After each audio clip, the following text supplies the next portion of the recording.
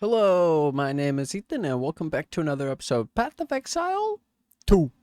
In this episode, I'm going to be going over the Ascendancy classes for early access. We have all of them here, and I'm just going to go through them in in the order that they're provided here, and then I'll give some feedback on them as well, and we'll just go them in order as well. I find it pretty tiny, so, bear with me. This was the page I zoomed in. Yeah. Scouring Winds. So this is the Sorceress Stormweaver. Scouring Winds. Exposure you inflict lowers the affected resistance by an additional 20%. And then we have the Tempest Caller. It grants a skill, Elemental Storm. The Elemental Storm creates a stationary fire, cold, or lightning storm at a targeted location for a duration based on the highest elemental damage type for the hit that triggered the storm. Hits which do not deal elemental damage will not trigger the storm.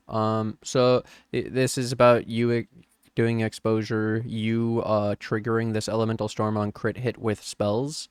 You gotta remember, I like minions, and so when it's saying like you or us hitting or us using spells, it's not very appealing. Rain Dancer, Elemental Storm has 150% more CDR, so you could trigger it more often. It's a cast on crit basically with spells, and then you have LE Storm, and then it's based on the highest LE damage hit. Okay. Heavy Snows. Targets can be affected by 2 of your chills at the same time. Your chills can reduce action speed by up to a maximum of 35%, and there's 25% less magnitude of chill you inflict. Strength. So Shaper of Winter. Wait, this is like Elementalist. All damage from hits contributes to chill magnitude. Wait, that's literally the Elementalist Ascendancy. Okay. Targets can be affected by 2 of your shocks at the same time with 50% less shock duration. Strike twice. Shaper of Storms. All damage from hits contribute to shock chance. Then you have Constant Gale. You have Arcane Surge. I believe that was also a node for like the Guardian, not Guardian, but Templar had like a Hierophant or something and had Arcane Surge, so that's also an Ascendancy from PoE 1. Force of Will. Increase effective Arcane Surge on you per 15 max mana. Mana stacking. Heart of the Storm. Oh yeah, Arcane Surge grants 10% more cast speed and 20% more mana regen rate. Okay. And then Heart of the Storm. 40% of elemental damage taken recouped as ES. Okay, so Elementalist. This is the Elemental. Yo, Stormweaver. Crazy. Okay, Chronomancer. And this was for the Sorceress. This is the time one. Chronomancer. Now and again. Skills have 33% chance to not consume a cooldown when used. Unbound Encore. Grants skill Time Snap.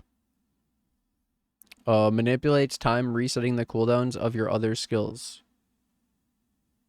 Lots of CDR playing. Okay. Ultimate Command. Time Freeze. Releases a large wave that stops time for all affected enemies for a duration, but the duration is lower the more times the enemy has had time stopped for them. Footprints in the Sand. Temporal Rift. Passively leaves after images of your recent past. Cast the spell to return to the oldest after image, teleporting to that location and resetting your life, mana, and ES to the values they had at the time. Every 12 seconds, gain 50% more cast speed for 4 seconds. So it's like 16% more, but technically if you use in that window, then, well, you have to use it in the window. But on average it'd be like 16. Enemies in your presence are slowed by 20%. I've noticed that the power of each node seems to be about 20%, or attempting to be close to power level of like 20% differences, 33%, 20%, 16 on average. So it's pretty interesting. 30% of damage taken recouped as life. Circular Heartbeat. Holy shit. The Rapid River. Recoup effects instead occur over 4 seconds. What was it normally? Wasn't it 4 and then it was you could get it as low as 3? What is it in PoE 2? Okay. Recoup might be a little different. Then we have the Warrior. So that one's pretty interesting. The Titan from the Warrior.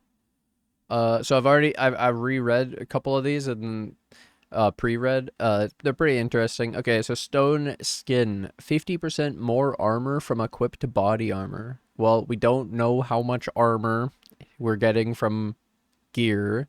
We don't know how much armor you get, like, potentially through tree or other ways, or how effective. Yeah. How much physical damage there is. So 50% more armor from equipped body armor, though. Could be good. Earthbreaker, 20% chance for slam skills you use yourself to cause aftershocks. And this is one of my first things that I noticed that was weird about this. They did number 2, aftershock, but then it's actually like explained after number 3, so they did this wrong. So technically read this one first if you want to. But anyway, aftershock is just that an aftershock or a burst of area damage that occur after the initial impact of the skill causing them. If not otherwise specified, the aftershock will deal the same amount of damage as the initial impact in the same area. So 20% chance to hit a second time, basically, but delayed.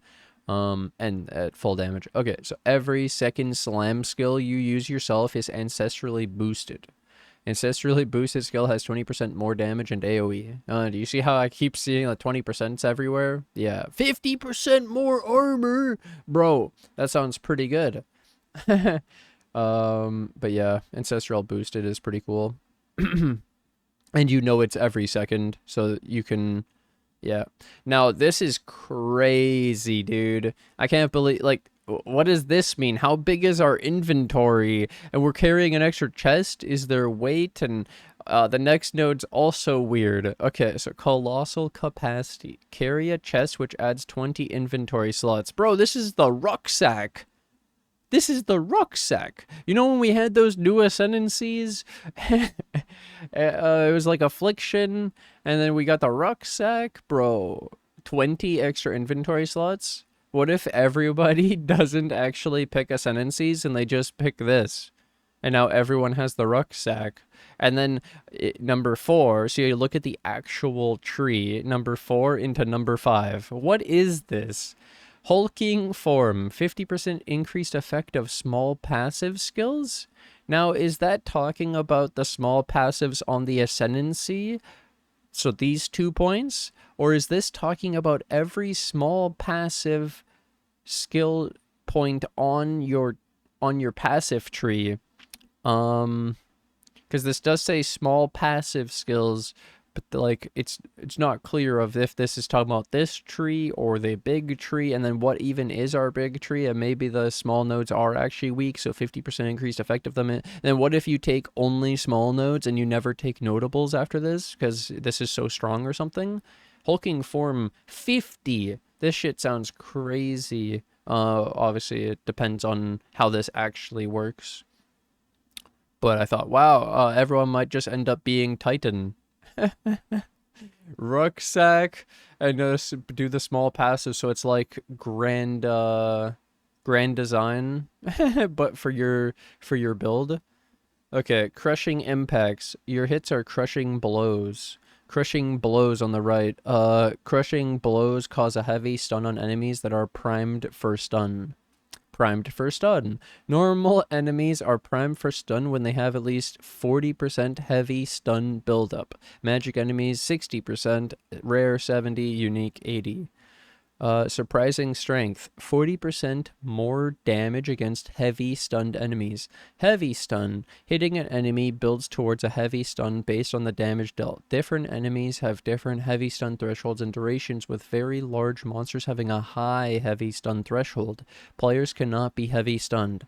While an enemy is heavy stunned, they cannot act and cannot count as immobilized. Physical damage and melee damage each cause 50% more heavy stun buildup. Physical damage and melee. These bonuses are multiplicative with each other. Whoa, you can do both. Okay. Whoa. Whoa, that makes me think about the physical minions melee, dude. Mysterious Lineage, 15% more max life. So this doesn't hit that 20%, but this could be really good depending on how much life we have. It's just good, right? Warbringer. Holy, this one looks so funny. Look at this. Okay, I just want to skip to the bottom. The last two are the ones we saw, and those were crazy exciting from Warbringer. So Warcaller's Bellow. Corpses in your presence explode when you Warcry, dealing 25% of their life as physical damage. And then Great Wolf's Howl ignores Warcry cooldowns. Okay, so now I'll read the other two. I mean, the rest of them. But yeah, those two seem really powerful for the Warbringer. You just Warcry and explode everything. Okay, break, which you would want to know all the Warcries that you're going to be using, but break armor equal to 10% of hit damage dealt. Breaking armor? You can break enemy armor to below 0. So this is probably you hitting of your hit damage. So yeah. And then Jade Heritage. Encase in Jade. Gain a stack of Jade every second. Consumes all stacks of Jade to grant a buff for a duration that absorbs all damage from hits up to a maximum based on the amount of Jade consumed. While encased, you cannot move or perform actions. Ice block. Okay. Grant skill Ancestral Spirits. Trigger the Ancestral Spirits when you summon a totem. Ancestral Spirits is a minion. Each of your totems will summon an Ancestral Spirit minion to fight for you. If the totem that summoned the minion dies, then the Ancestral Spirit will too. What the heck? What? Minion totem? Warbringer? What is this? 20% of damage from wooden wall. 20% of damage from hits is taken from your nearest totem's life before you.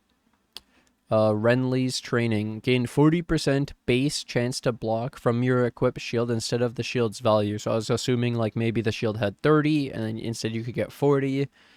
Turtle Charm. Less block chance, 35%. Can block damage from all hits while shield is not raised.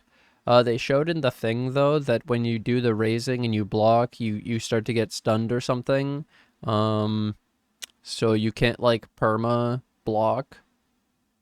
There is a downside. It's not like, yeah. Okay. And then, yeah, the Warcry stuff is pretty cool.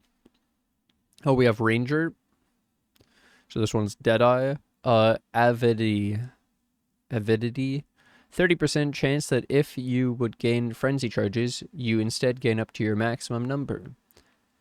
Thrilling Chase. Benefits from consuming frenzy charges for your skills have 50% chance to be doubled. Again, what frenzy charge benefit? I want to know, dude. Okay, because I know they mentioned stuff about consuming charges to do abilities to have benefits, but then, yeah, we'll see what they actually are. Eagle Eyes. You have no accuracy penalty at distance. Nice. Point Blank. Projectile deal 20% more hit damage to targets in the first 3.5 meters of their movement, scaling down to 0 after 7. It's point blank and far shot. It's just the reverse. And endless munitions. This is very similar to old Deadeye of PoE 1. Skills fire an additional projectile. Gain tailwind on skill use. Lose all tailwind when hit.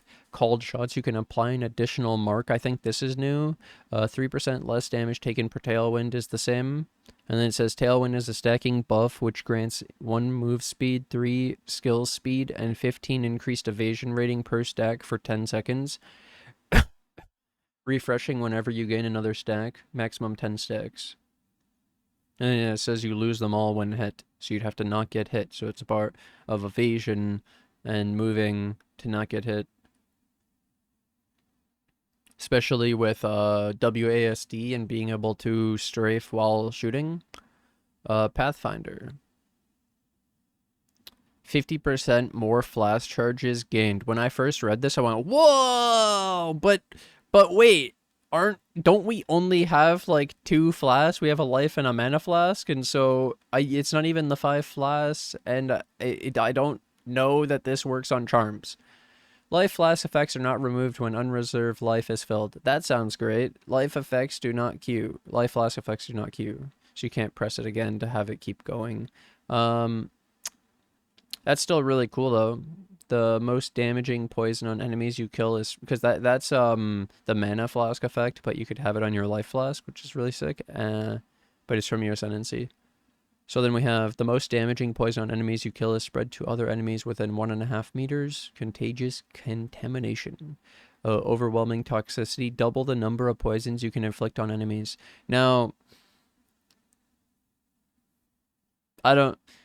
is there a stack limit to poison now? Is it not infinite? So this could double it? What's the stack limit of poison now?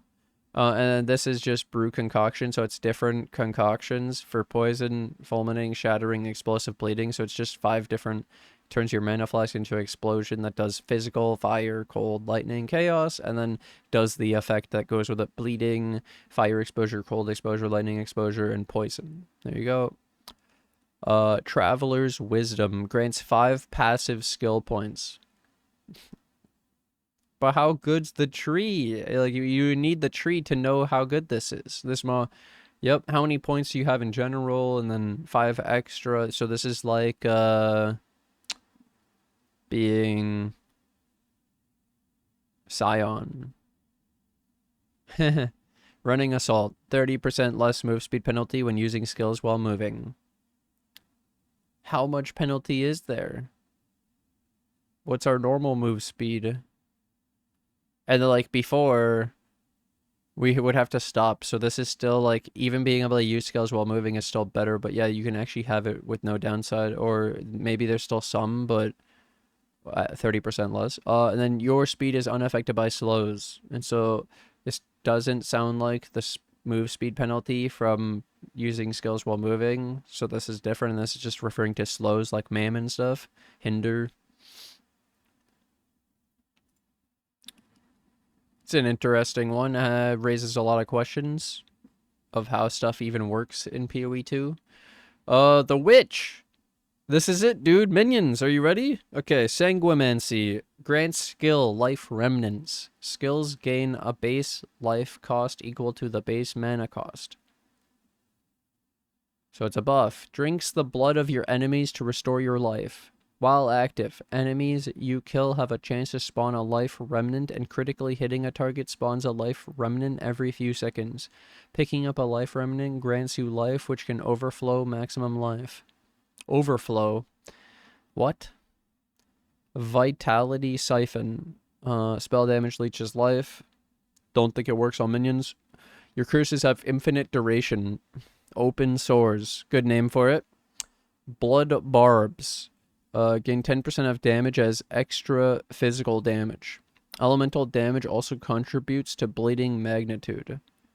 Elemental damage can bleed. Don't think it works on minions. Increased crit damage bonus per 40 life. Base crit hit chance for spells is 15%. I don't think this works on minions. It'll give the spell that summons the minion the 15 base crit, but not the actual minion, I don't think. So yeah, it's for the spells, not the minion.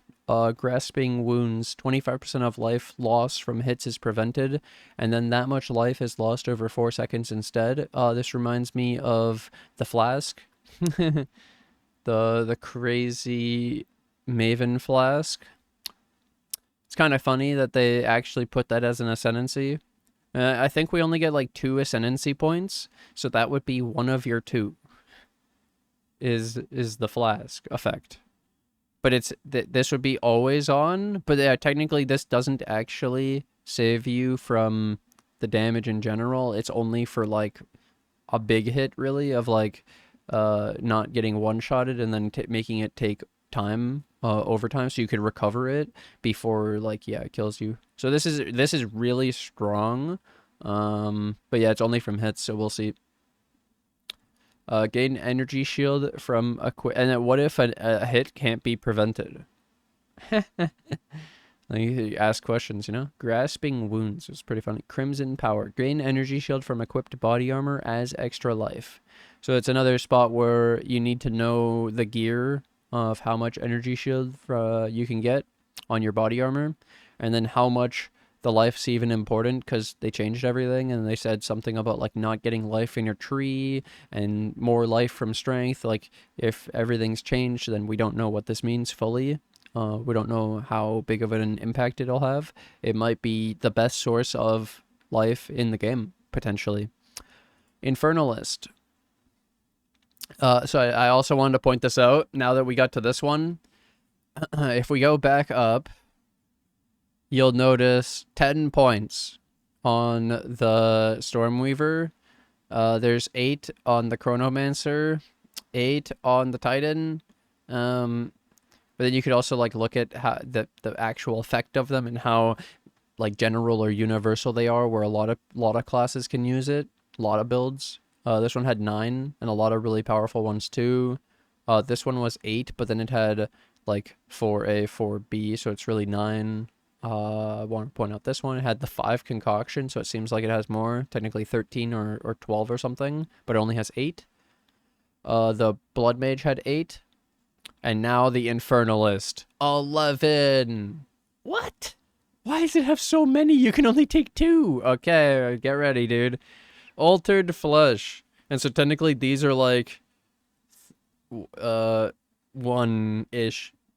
But like the 1A, B, C could have been like that. But anyways. Altered Flesh. 20% of cold damage taken as fire. Oh, by the way, this is not hits. This is all damage from cold. Okay, cold, lightning, physical, and then lightning as fire, and physical as chaos. This seems really strong. Really cool. 20% of fizz taken against chaos instead. You get chaos res, and this is really nice, actually. This is huge. But then, yeah, you'd be taking chaos damage, and you have to worry about poison, and then this is taking more fire damage. You have to worry about the ignite, and get Baydak's Gaze, reserves 25% of your life, and then you get 1 to max mana per 6 max life. So again, you can only take 1 of these. Well, actually, you could take, yeah, you can only take 1 of these.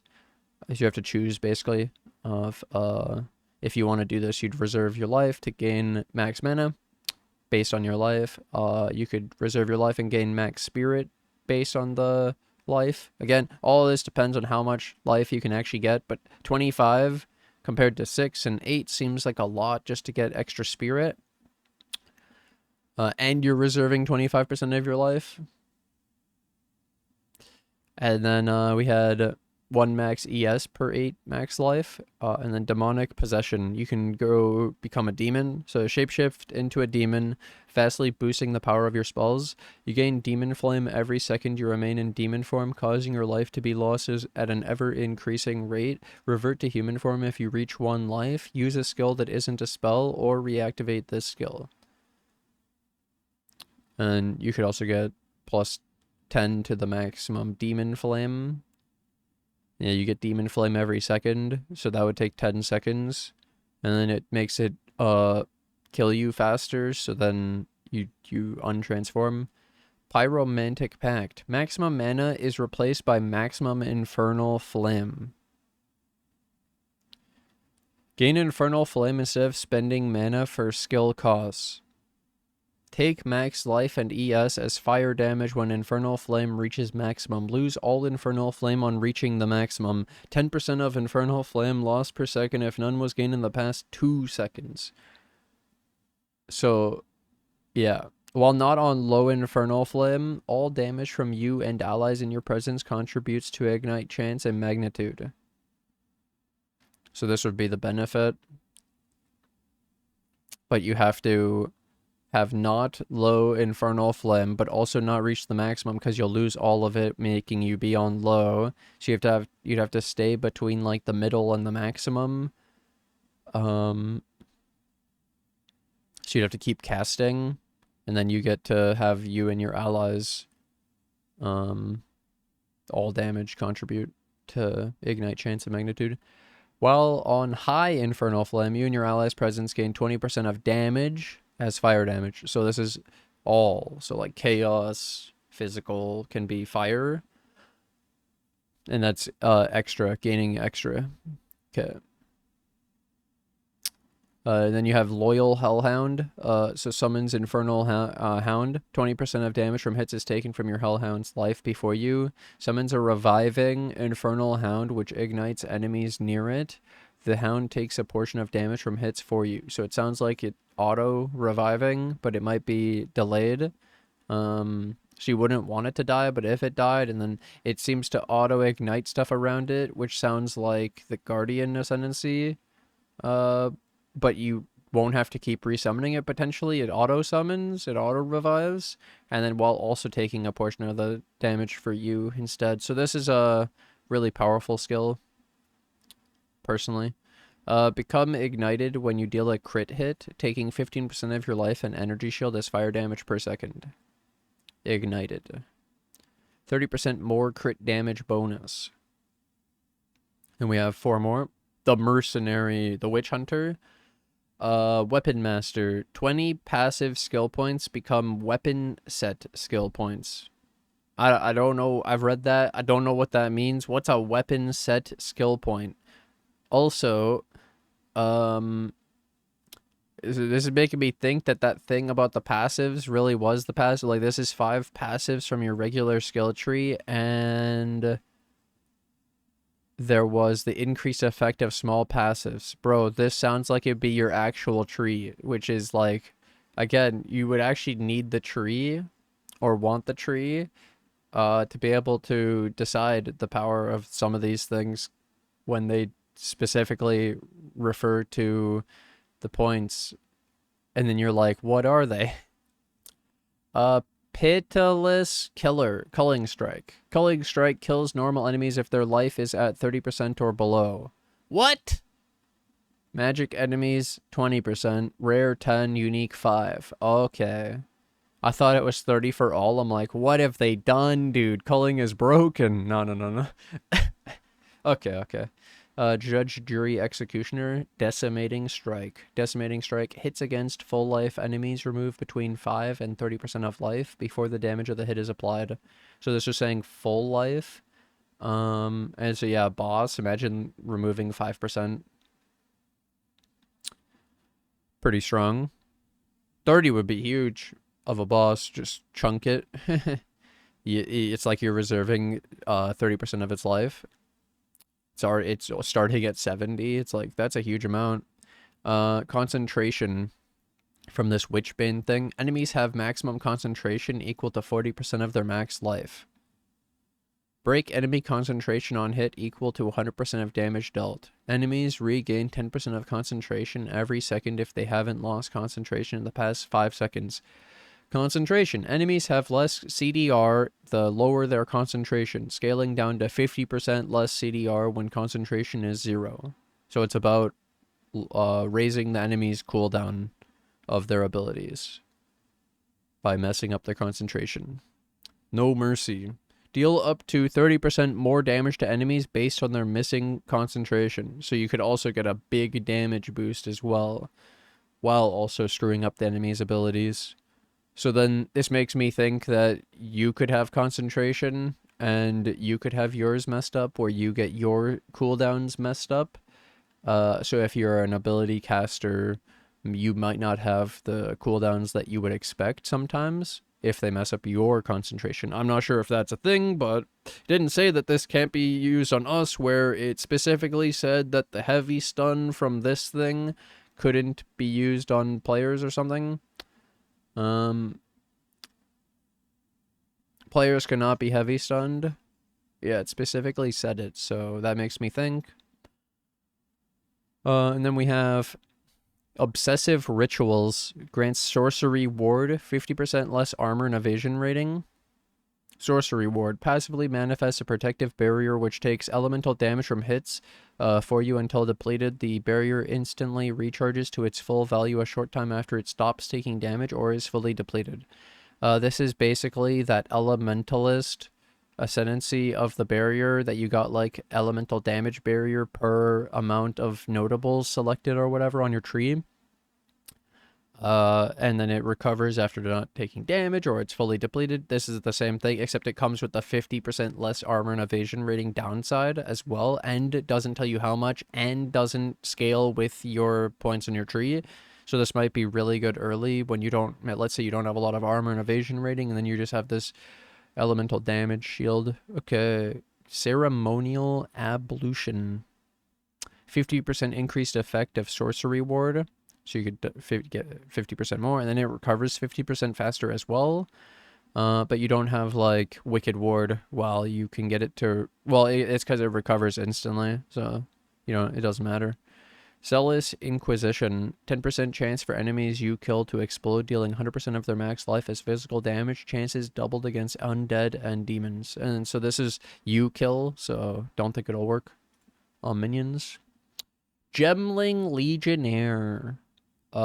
Crystalline potential, 10% quality of all skills. We don't know what the quality of the skills is. I guess I could go look at all the gems, but yep, the level scaling of the gems, you need to know all the level scaling, implanted gems. How many gems are you using? How good are the levels? Advanced thaumaturgy. 30% less cost of skills. Skill gems have 30% more attribute requirements. Are we going to be building attributes? Is there Supreme Ostentation, Timeless Jewels in PoE 2? I don't even know. Integrated Efficiency grants 3 additional skill slots. Are we going to have a skill slot issue? Do we need these 3 extra? Gem Studded. You can use 2 copies of the same support gem in different skills. I thought they told us we don't need to use multiple of the same support gem, and if anything, this was a benefit to not be able to use 2 copies, because then we can have more choices, more support gems in our build. This was supposed to be a upside. They made more support gems to make up for the fact that you can't use 2, so why do you now need to use 2 in this one? Thaumaturgical Infusion.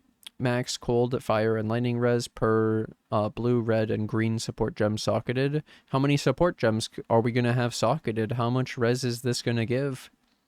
Adaptive capability. Attribute requirements of gems can be satisfied by your highest attribute. Are we stacking 1 attribute? But that does sound pretty good, but this is only gems, not gear, so yeah. Enhanced effectiveness. Inherent bonuses from int, strength, and dex are doubled. That sounds really crazy. If the attributes have good effects, what do they do now? How good are they? Are we attribute stacking? Lots of questions. It also made a point. This is an Ascendancy, so you have to take 7 to get 8. Which this would only be gems. So, like, is this even worth it? It depends on how good the bonuses are, and then why you're even stacking these in the first place. Like, what required the stacking? Like, let's say 1,000 strength Baron. The Monk. The Invoker. So, lead me through grace. More spirit reference. I get to compare it now. So, gain 1 spirit for every 6 ES on the equipped body armor. Oh, I don't know how much energy shield is on the body armor, but if we go all the way back, there was 50% more armor from the equipped body armor, and there was something else.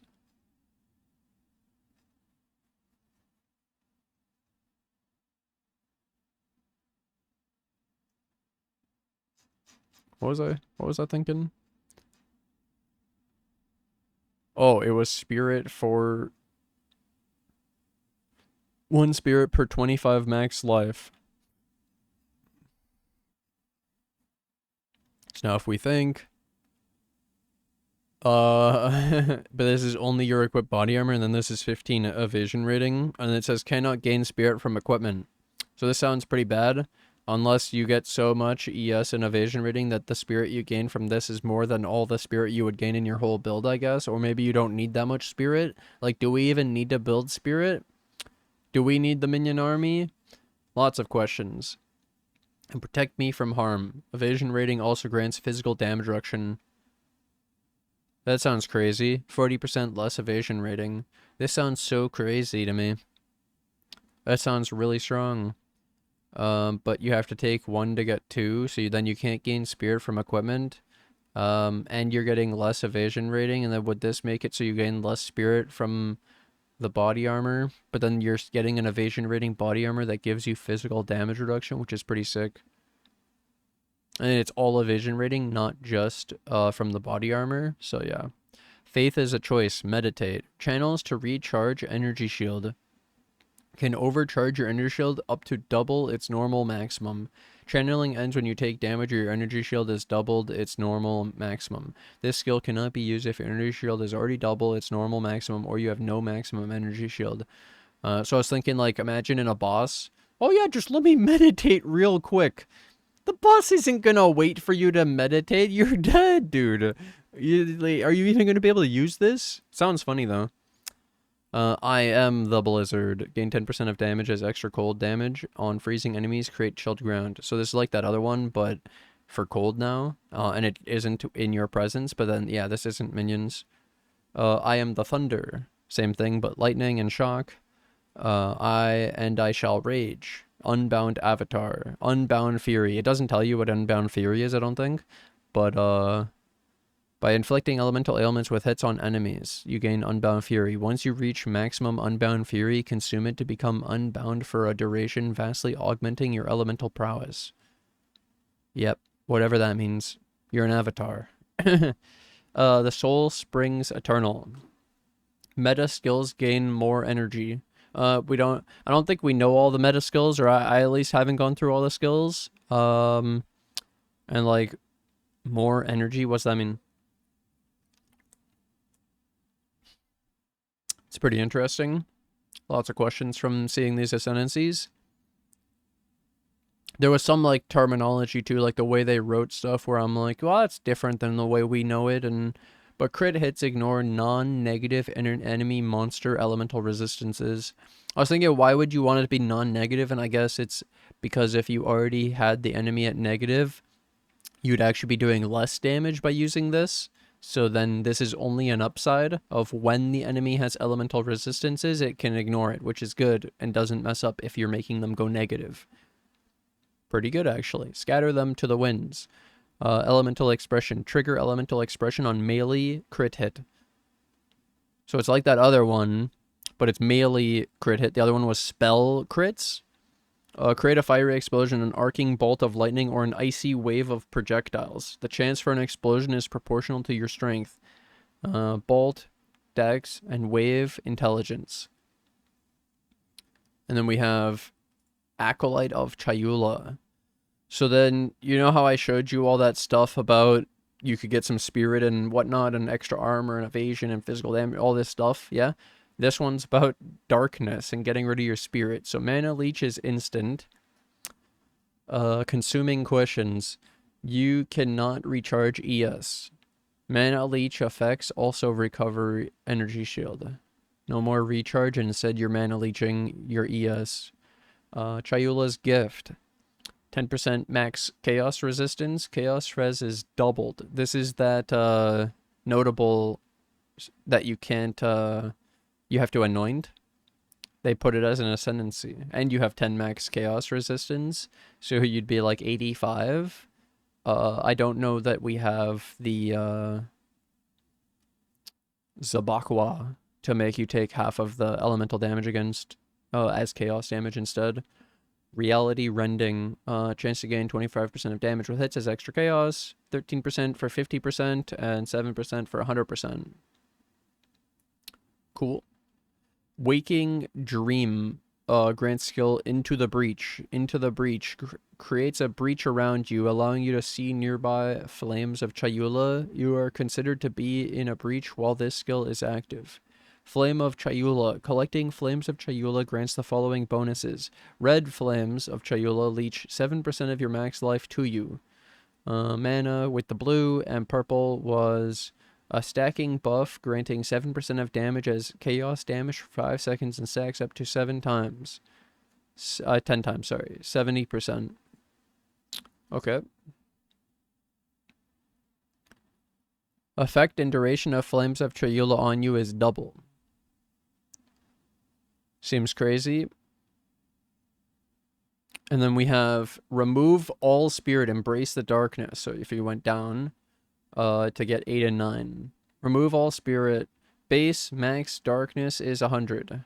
For each life or ES lost to damage, reserve 1 darkness instead if possible. What the hell? 100 damage? Or is that 100 hits?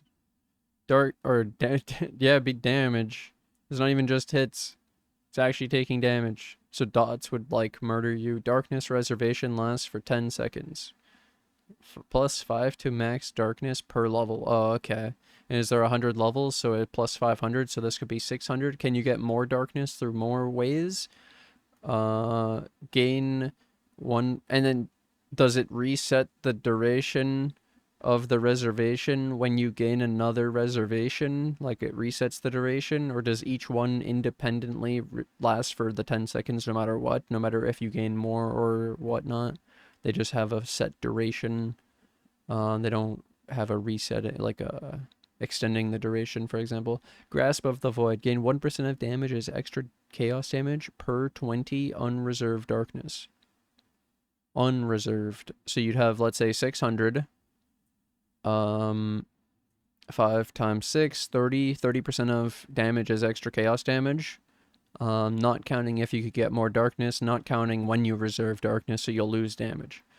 Inner Silence, 50% reduced darkness reservation duration. So instead of it reserving for 10 seconds, it's only going to reserve for 5. That whole thing sounds kind of wild, kind of weird. And so that's where I go, okay, so maybe like you want the spirit because you're a minion build, so you maybe don't want to give up spirit. This one I don't even know, dude. We don't know about the skills and stuff. Like I was saying, it matters about the skills, and it would also be about not having really any other option. This is the concentration one and the sorcery ward and whatnot. Let's close that. And then we have this one. Sounds actually pretty cool. You have spirit scaling with max life, so you could like max life stack altered flesh into Bedat's will, for example. Spirit stacking with like this really cool node actually. But then you'd only get these two. The alternative would be you go get like Loyal Hellhound, and like maybe one of these and do like a fire build. But then it kind of seems like if you do this, you'd have to be Pyromantic Pact, and you have to be keeping up your maximum Infernal Flame. Like, you have to not hit the max, but you have to keep it up, so you have to keep casting, and then you could get the stuff within your presence, and where it much, like, what would you take with this, basically, if you took the Loyal Hellhound, and, like, it kind of sounds like you'd want to scale Spirit, potentially. We'll see. Don't know yet. This one's pretty weird though. Like I was saying, Grasping Wounds being the flask, but always up is actually pretty strong. And like, depending on how much energy shield into extra max life, this could actually be really strong, 7 and 8. But for now, I will close this one too. And people were saying on, I think it was Reddit, they're like, oh my god, this is a mage blood. No, dude, this is blood mage. And this is the concoction one with the flask, and so the flask thing could be cool, the thing, but let's say who cares? Let's say who cares about the 5 extra passives too? So skip Pathfinder. Your Deadeye was mostly about shooting. It's like old Deadeye, so again, skip that. This one was actually pretty cool, with the war cries, and like with the shield, and the totem minion ancestral spirit thing sounds pretty cool. Again, this is probably you hitting to break the armor. It's all really cool though. Warbringer sounds really strong.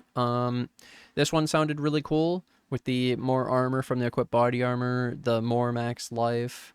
So there's, you could also just take Colossal Capacity, Hulking Form, depending on the small passive skills. Like if this is the small passives from the tree, could you just make a whole small passive build and you have no notables?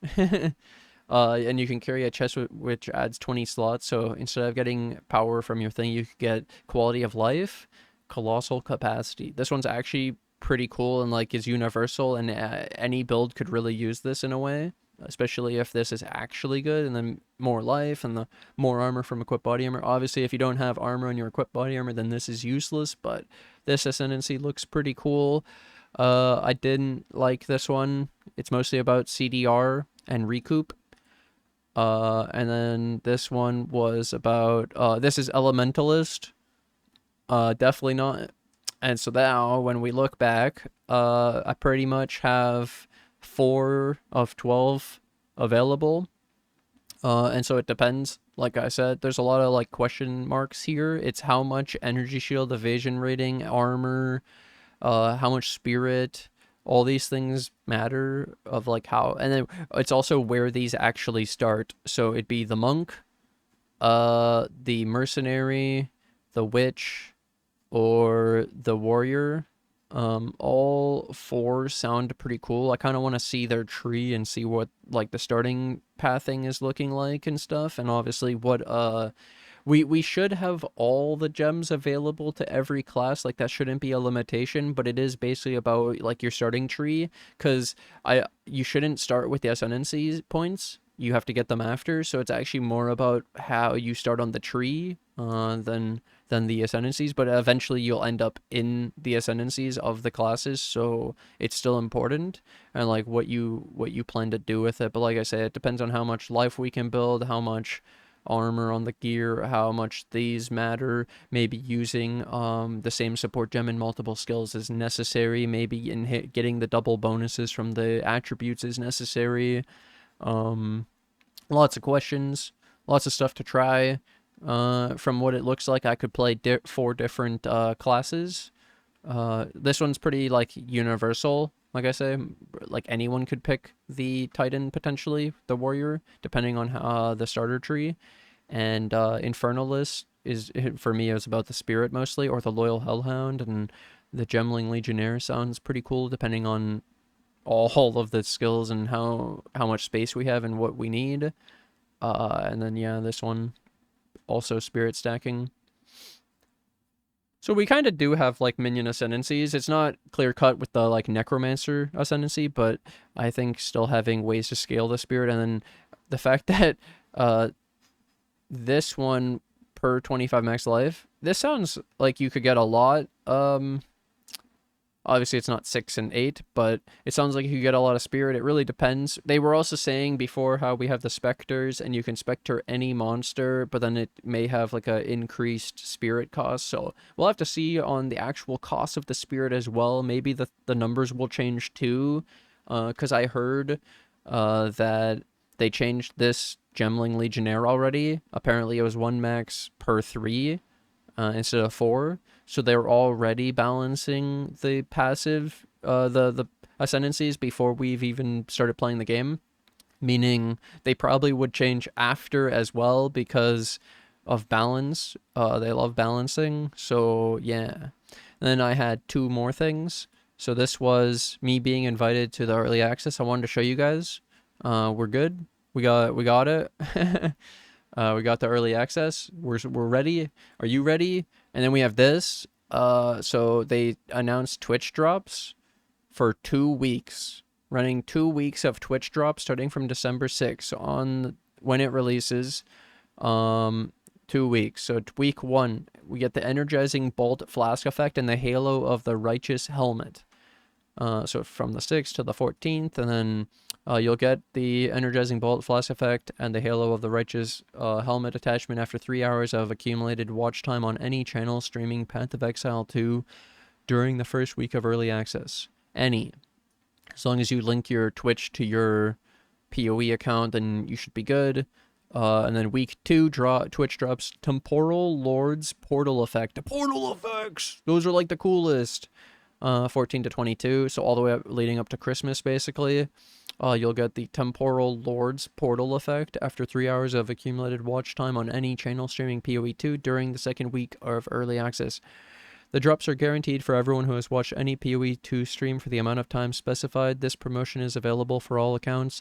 To support a streamer. To support our community streamers, we'll also be offering the Chimera pet for purchasing or gifting 2 subs of any tier from December 6th to December 22nd, so the 2 weeks. So purchasing or gifting 2 Twitch subs of any tier. So I'm assuming if you purchased one yourself and then gifted one, it would work. That's just a guess, though. And then, yeah, you can get this Chimera pet. It looks sick, dude. That looks sick. Oh my god, that looks sick. Wow. A pet already? A portal effect? A flask effect? A helmet? Sometimes they even give these abilities, like these MTXs, extra abilities that when you wear it, it does something. So, yeah, we're not sure yet. But all you have to do is log in Twitch account, visit any channel streaming PoE2, and then boom. And then yeah, you just have to connect your Twitch account. Connecting, redeeming, Twitch inventory. Oh, you don't automatically get it. That's actually good. I noticed that because that's not how it normally works, is it? I'm pretty sure you just got them before. After you have accumulated enough watch time to earn your drops, you must redeem them from your Twitch inventory before the promotional period ends. The Chimera pet for Twitch subs must also be claimed from the Twitch inventory. Is that different? I feel like that's different. Mine's already enabled. We're good. We did Twitch drops for the PoE2 reveal.